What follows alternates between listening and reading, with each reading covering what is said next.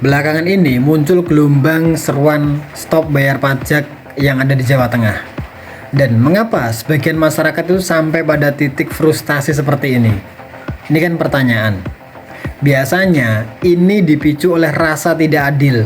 Pajak itu dipungut rutin, tapi pelayanan publik dianggap belum maksimal, bahkan jauh dari kata maksimal. Dan secara fakta, Indonesia itu memang sangat bergantung pada pajak. Lihat, dalam struktur APBN kita itu sekitar 70-80% penerimaan negara itu berasal dari pajak. Artinya apa? Roda pemerintahan kita seperti gaji ASN, subsidi bantuan sosial, pembangunan infrastruktur, hingga layanan publik itu ditopang oleh kontribusi pajak dari rakyat.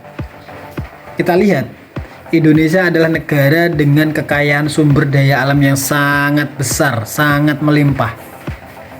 Kita memiliki cadangan batu bara yang besar.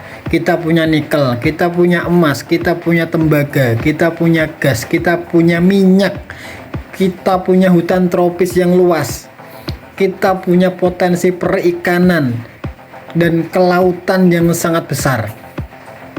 Secara teori saja, kekayaan sebesar ini harusnya mampu menjadi penopang utama keuangan negara. Teorinya seperti itu. Tapi mengapa negara dengan kekayaan sumber daya alam yang melimpah masih bergantung pada pajak? Dalam sistem ekonomi yang berjalan saat ini, pengelolaan sumber daya alam itu diserahkan kepada korporasi. Melalui apa? Melalui skema konsesi atau kerjasama jangka panjang. Negara mendapatkan bagian melalui pajak atau royalti atau bagi hasil. Itu sangat sedikit. Namun karena kepemilikan dan pengelolaannya itu tidak sepenuhnya di tangan negara, pemasukan dari sektor sumber daya alam tadi itu tidak selalu maksimal untuk menutup seluruh kebutuhan anggaran. Akibatnya apa? Pajak itu menjadi tulang punggung utama. Rakyat itu ditarik pajak, diserang pajak dari berbagai penjuru. Dan kita lihat bagaimana solusi menurut Islam. Kita lihat dalam perspektif Islam. Dalam sistem ekonomi Islam, sumber daya alam strategis ini berulang kali saya sampaikan. Sumber daya alam strategis, tambang-tambang besar, minyak, gas, hutan, batu bara, emas, dan semuanya itu menjadi miliknya rakyat, menjadi miliknya umum. Negara itu hanya sebatas sebagai pengelola saja.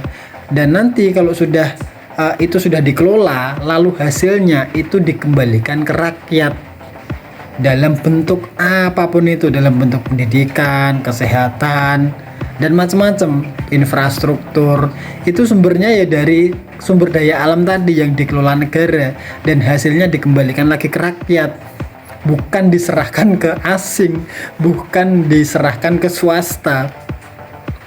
Itu dalam Islam, pajak atau doribah itu bukan sumber utama pendapatan negara. Catat ya, dalam Islam pajak itu bukan sumber utama pendapatan negara dan tidak dipungut secara terus-menerus. Pajak itu hanya boleh diambil dalam kondisi-kondisi tertentu. Contoh, misalkan ketika kas negara atau baitul mal lagi kosong dan kebutuhan mendesak itu harus segera terpenuhi, itu boleh. Dan itu pun terbatas, tidak semua dipukul rata. Terbatas pada kaum muslimin yang mampu, bukan seluruh kepada rakyat, bukan. Jadi kepada yang mampu saja. Artinya dalam konsep Islam, negara itu tidak hidup dari pajak rakyat, tetapi dari pengelolaan sumber daya alam tadi yang dikelola secara maksimal dan adil. Pajak itu hanya solusi sementara, bukan pondasi utama keuangan negara. Karena itu, diskusi tentang pajak itu seharusnya tidak berhenti pada kata kita bayar atau tidak, tetapi lebih dalam lagi. Pakai sistem apa kita mengelola negeri ini? Pakai sistem apa kita mengelola sumber daya alam negeri ini? Dan apakah hasilnya benar-benar kembali ke rakyat untuk kesejahteraan rakyat? Itu seharusnya pertanyaannya.